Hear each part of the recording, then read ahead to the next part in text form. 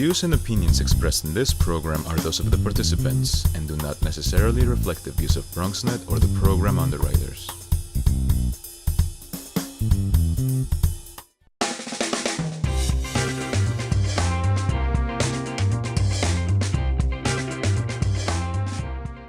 Hello, my name is George Bodarky. I'm the news director of NPR affiliate station WFUV, located on the Rose Hill campus of Fordham University here in the Bronx. Each quarter, WFUV works to raise awareness of a particular issue through our Strike a Chord campaign.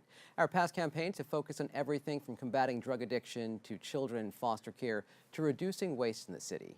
We're very pleased to be teaming up with Bronxnet for our latest campaign focused on autism acceptance. Inclusivity and understanding are the pathways to accepting and getting to know the people around us. With me now are three people who work every day to help promote a greater understanding and acceptance of people with autism. Amanda Friedman is the founder and executive director of the Atlas Foundation for Autism. The organization is dedicated to improving educational opportunities for autistic individuals through after-school, therapeutic, and other scholastic programs. Michele Sanchez-Stierheim is the founder and executive director of Spectrum Warriors, Inc. Spectrum Warriors helps families with autistic members who feel isolated to become a part of their community again. Florencio Flores Palomo is the founder and executive director of Reach Swim Academy. Reach offers swim lessons to autistic kids, giving them a safe space to socialize in small groups and get some exercise. Thank you all so much for being here. Thank you for having us. Amanda, I want to start with you. How do you explain autism to someone with a lack of understanding about what autism actually is? I think that's a great question. When you come across people in different contexts, how you approach explaining autism can really vary. If you're out in the community and with a child with autism in the moment, I think simple and swift is always a good way to go, and simply to say that what's going on in the moment is because someone has a different way of communicating and a different neurological kind of makeup. When you have a little bit more time to sit down and really talk to people about their own kind of behaviors and how they respond in social situations, you can reflect a little bit more deeply and share some really great resources. That's kind of how I like to adjust based on the circumstances going on. Do you find that even today, as far as we've come in terms of awareness, that people are still a little uncertain about what autism is? I think you're being quite polite, absolutely. There's definitely a lot of stigma still around what autism is, and people either know a really intense approach, element of autism, nonverbal, sensory challenged, or they know rote, high-functioning, Asperger's-like elements where what they see on TV. Oh, can this child be a doctor like, you know, the good doctor? The good doctor. There you go. So I think that we have a lot of understanding that we still need to make clear that autism is so very different, not only among multitudes of different children and young adults and adults as they grow into their communities, but that autism in one person can look very different in different social scenarios. Mm-hmm. So how someone's child or how our students are in the familiarity of their school or home, it might be very different than how they are at the grocery store, at a concert, or where things are a little bit more unexpected. Michele, you aren't only the founder of this organization, Spectrum Warriors, you're also the parent of an autistic child, correct? Two autistic children. Yes, sir. How old are they? 9 and 6. Gabriel and Anissa. And actually, Spectrum Warriors was founded because of Gabriel. The name was chosen by Gabriel. Is that right? Yes, sir. The logo was his idea. What does the logo look like? We have a shield with the lion, the medieval lion in stance, and it has the puzzle pieces in it. That was all his idea. So how much did you know about autism before you learned of your children's diagnoses? Not a thing. Not a thing. Gabriel, I hit the ground running, and I haven't stopped since I got my son's diagnosis. I went through all the motions that we as parents go through. You know, did I do something wrong?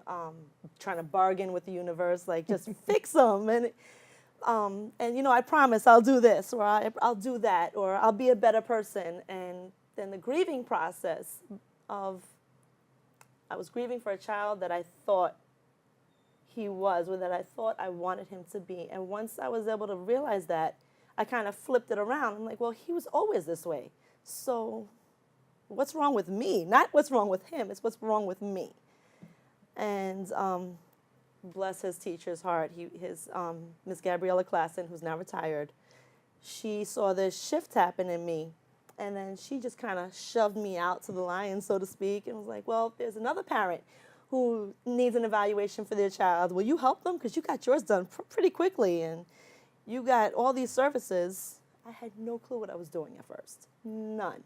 And it was just kind of fly off the handle, and well, here I am today. I took trainings and classes to keep going, and I wanted to know more. And then I didn't want to only know how to help my kid, but how can I help this other kid that's in this classroom? Or how can I help this, or how can I help my neighbor's kid?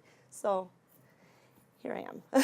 That said, what do you wish you knew early on that you're now communicating to other parents with children with autism that you wished you knew from the get-go? That is not something to be sad about.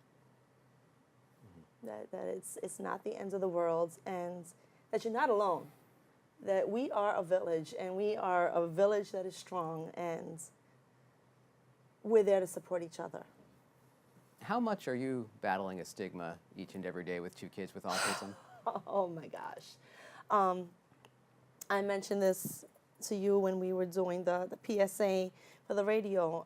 I have awareness, excuse my lack of a better, having a better metaphor, but I have awareness backing out of my toilet.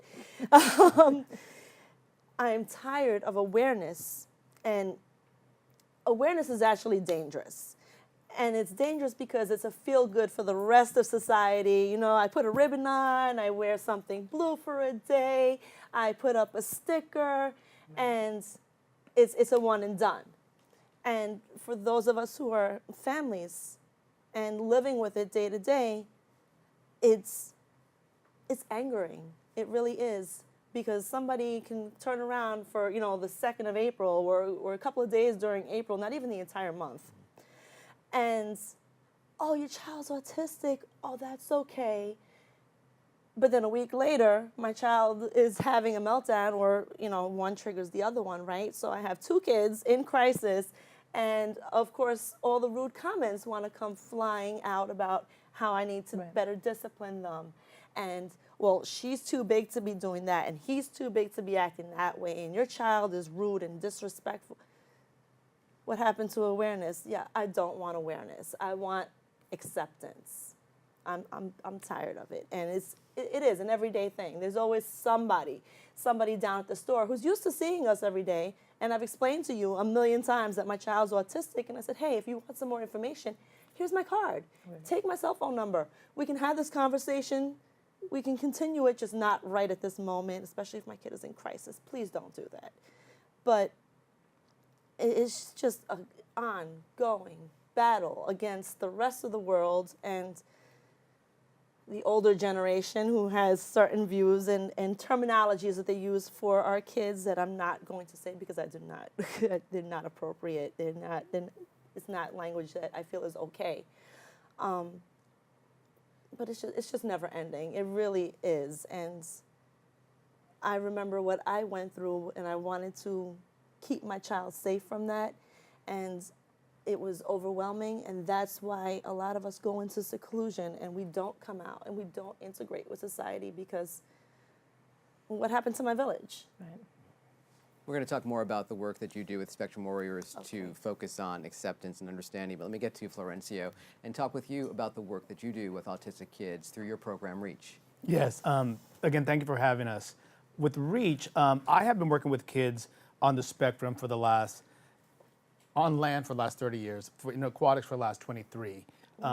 At a time that autism wasn't even spoken of as widely as it is now. I grew up in Nebraska, and I had relatives older than me, and in the 70s, they were not associated with the word autism, but we knew they were autistic. And I had 2 amazing parents who taught me at a very early age, you respect your relatives as your cousins. You learn how to play with them. You learn how to communicate with them. Right. They are not there to adapt to you. We are here to adapt to them, because the majority of the day, you live a normal life. So for that 30 minutes or that hour you're with that relative, you need to understand how they live. And it was a blessing. I didn't realize how big it was until years later when I decided to get into aquatics and expand my recreation career. And almost as I like to say faith now, a lot of parents with special needs, especially those with autism, started finding me and said, we hear that you do a lot of great work with kids on the spectrum. Again, back then it wasn't even autistic. They would say, our special needs child, can you teach them? We were told they could never learn. They're not being taught in a regular class. They're not being allowed at other programs. We've been kicked out. Can you do something? And I started working with a few kids, and then it started to spread. 18 years later, I realized there needs to be more done with the community and for the community, in aquatics especially, which is my career and my dedication of athletics. When I approached my bosses, every single time I heard the same thing: we're not going to do that. It can't be done. You're not going to integrate them with other kids. You can't have them swim at the same time. Typical kids are swim because it's just not right. They're not going to learn to swim. Why are you bothering? And after 18 years of hearing that, I thought, I'm either going to make a change in my own life or continue to hear no. And then I thought back to my father and what he taught me, and I thought, let me break away and let me start this and bring a program to New York, especially for the Bronx, because in my experience, there was a lot of children with autism in the Bronx, more so than any other borough I had worked with. So I thought, let me take this leap of faith. I think I have an idea here. It's been worked and proven to me in the past with other kids. Let me just multiply it. And if it doesn't work, at least I tried. And that was 3 years ago, and I'm very happy to say it has been working. Fortunately, with a great team that resigned with me to start this program of mine, the Stream of Mine, and since then we've taught almost nearly 450 kids on the spectrum and other special needs, not only how to swim, but how to socialize, how to have fun.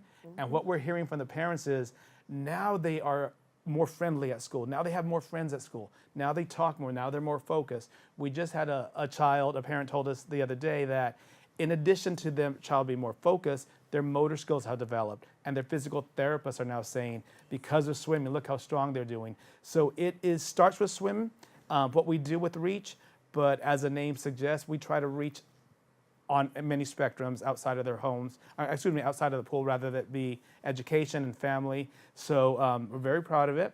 The kids are having a good time, and more importantly, they have a home. They have a home where they feel safe, where they're accepted, and the parents also come in and they find a network system of other parents they can talk to, other parents they can relate to, other parents that they can hopefully have play dates with, things that a lot of parents on the spectrum find difficulty in doing, with finding that connection, finding that other family to say, not only do we accept you, we know what you're going through, and why don't you come join us? So it's been a really great time, and with people like Spectrum Warriors and Amanda championing alongside with us, it's even better things to come. So that being said, Florencio, how do you make this program work? How did you prove the naysayers wrong? Very simply, we started with getting the right team together, and I was very blessed to have the idea of my dream team.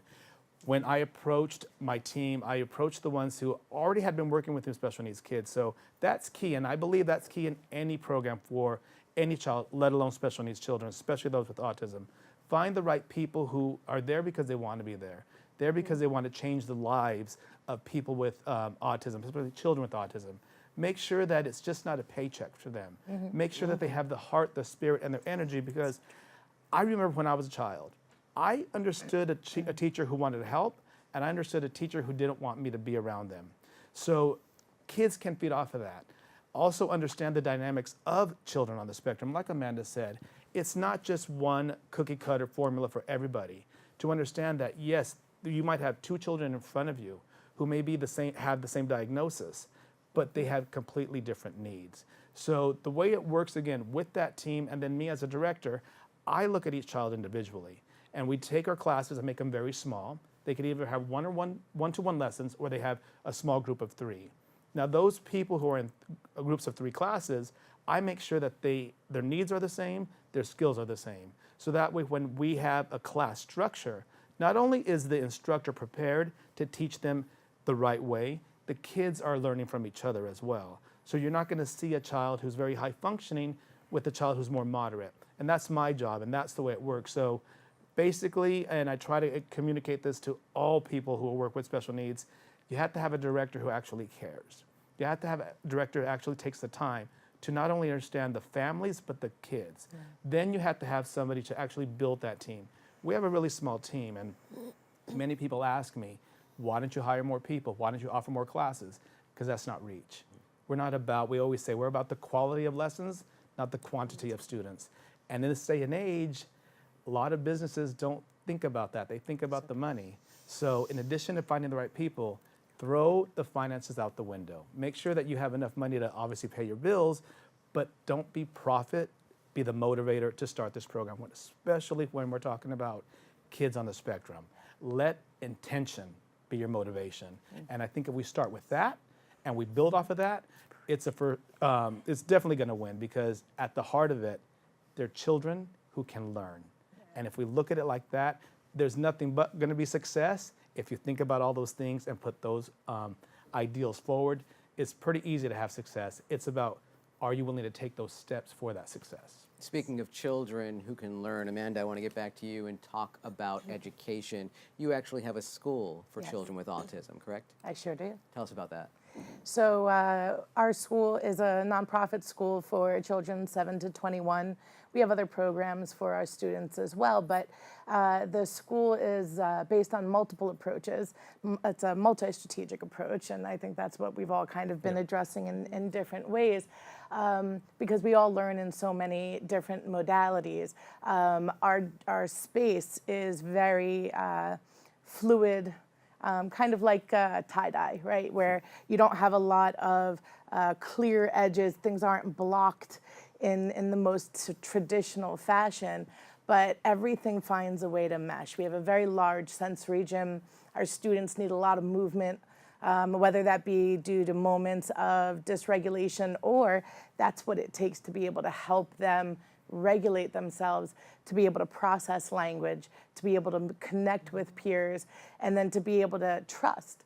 You know, Florencio was talking just now about the power of intention, and a lot of schools tend to grow very quickly.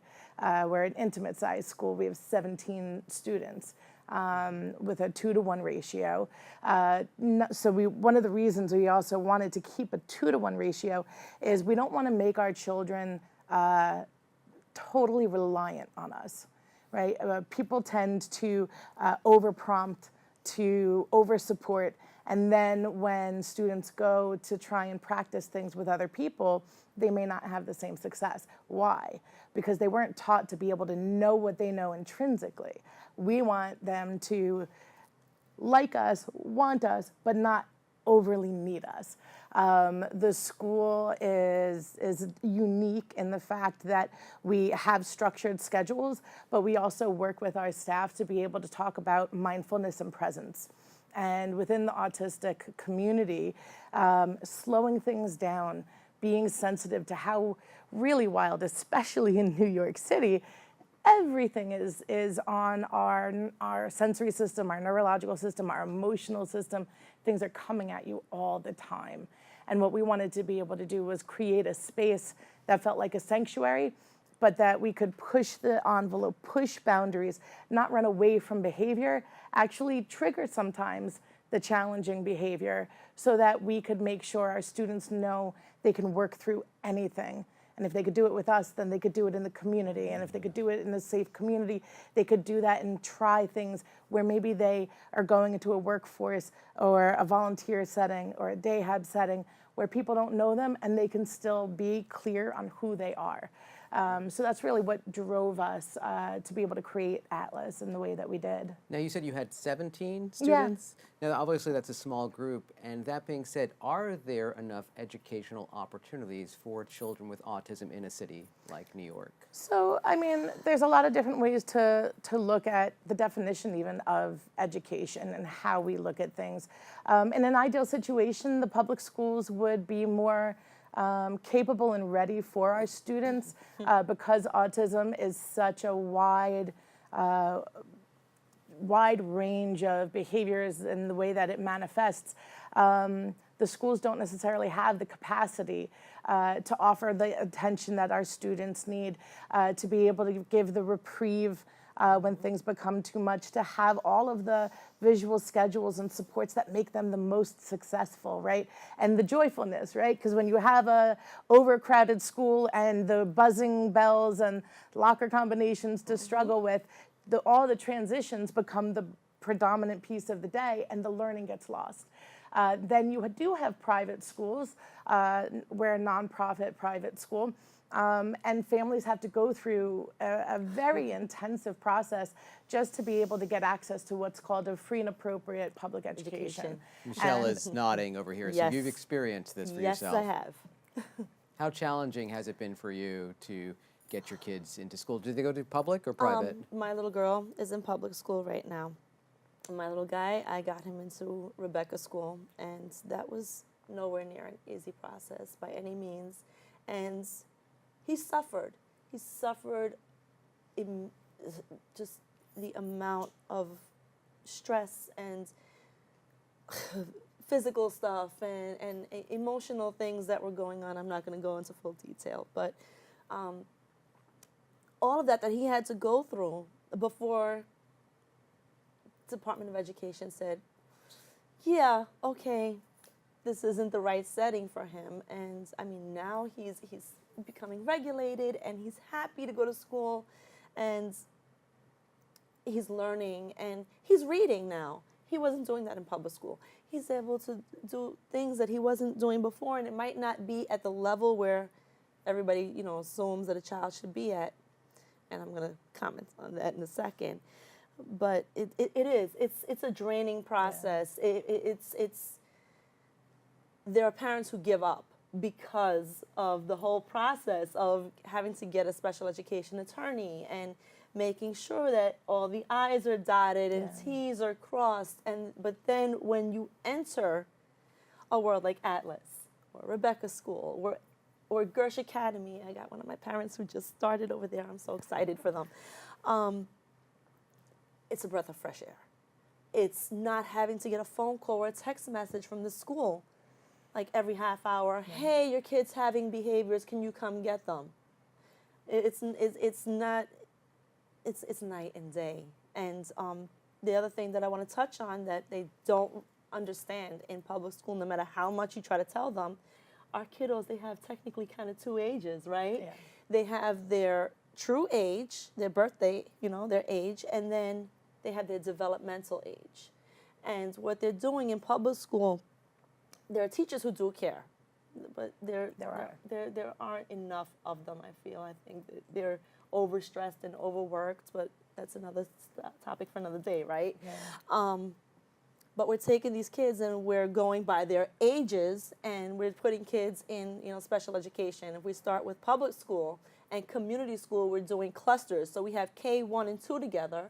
It's a lot. And not only is it a lot and it's overwhelming, but you're expecting these kids to be at the level where a typical child would be at. So a second grader should be able to, quote unquote, do X, Y, and Z, but you have a child who's a second grader and developmentally 4. I'm just giving an example. Right. So what happens then? This child is getting lost in the system, and from things that I've experienced, there are times that support teams will kind of tweak the IEP, and all of a sudden the percentage that a child needs to meet to pass grade is dropped a little bit lower, right, and then dropped a little bit lower, and then you have this kid who's just lost. They are lost and they're not learning, and it's a train wreck. Let me ask you this question, Florencio. Do you see that students' academic performance gets better through the swimming program? They do better in school after going through and building confidence in swimming? Well, from the parents themselves, they tell us their focus is more. So obviously with a child who's on the spectrum, whose focuses tend to be a little bit scattered, not for everybody, but for a lot of them, when you can focus, then you can learn a lot easier. Mm-hmm. But the challenges, as Amanda and Michele points out, is even when they're focused, if they're being bullied, if they don't have the right teachers, if they don't have the right system in place for them to learn, it doesn't matter how focused they're going to be if they're not being taught what they need to be during that window of time when they can focus. But yeah, I will say I'm very excited to hear every time a parent says, oh, they're so much better in math now. Now they're so much more focused in gym. Now they're more focused in reading. They're taking on other projects, especially with that friend. So that focus, at least from the pool, at least they're helping them socially as well, which to me is really, really key. The fight to make our education system in this country for all children is pretty strong. But you take that with our special needs children that Michele has pointed out and Amanda experiences, it's even stronger. So we're doing our work. We're trying to do our best to have that focus. Now it's time for us to expand our reach, so to speak, and keep that fight from the pool, or not the fight, what we learn in the pool, and hopefully translate that to our teachers. You know, I think Michele might have touched on this. Our teachers are underpaid, and it goes back to getting people with the right intentions. I hope and I look forward to the day that our teachers in this country are revered and put on a pedestal as high as our internet celebrities. And if we pay them and make it such a cool thing to be a teacher, to change the lives of children for the better, I think then we can get the right people into our school system. It won't have to be a private situation. Every single public school will be the same way. Everybody's going to be on the same playing field, equal opportunity. So when we do have those great advances with being able to have a child more focused, whether it be at reach with swimming or hockey or basketball, when then they go back into the school system and they're more ready to learn and they're able to learn because of their focus, we have the right people teaching them as well. We only have a few seconds left, really. So, Michele, I'm going to ask you to give in the last word here. Autism acceptance is, finish the sentence. Inclusion, families not having to hide, families feeling reunited, so to speak, with their neighbors, with the person in the store, the grocery store bagger. Gosh, give me a second here, because this is like a really hard, it's a big mouthful, right? It's understanding and not coming forth with ignorance and an arrogant comment. It's, if you want to know, be inquisitive, that's fine. And then I can help you to know. But I can't help you if you're going to be arrogant and belligerent about it. We don't want awareness. Again, awareness is everywhere. It's a feel-good thing for the rest of society. We need to move past that and have acceptance and be able to have, perfect example. Acceptance is me being able to bring all the kids that I'm working with, right, downstairs to the store and not having somebody threaten to call 911 on these child if they're having a meltdown. And I know you're doing a lot of great work with law enforcement. We Yes, didn't have time to talk about NYPD that, is so I amazing. encourage people to look your organization up, Spectrum Warriors, to find out more about the great work that you're doing. Thank you. And that's all the time we have for this special collaboration between public radio station WFUV and Bronxnet, focusing on autism acceptance. I want to thank our guests, Amanda Friedman, Michele Sanchez-Stierheim, and Florencio Flores Palomo. For more information about the programs they're involved with, or to simply find out more about WFUV's Strike a Chord campaign, visit WFUV.org/strikeachord. I'm George Bodarky. Thanks so much for being with us.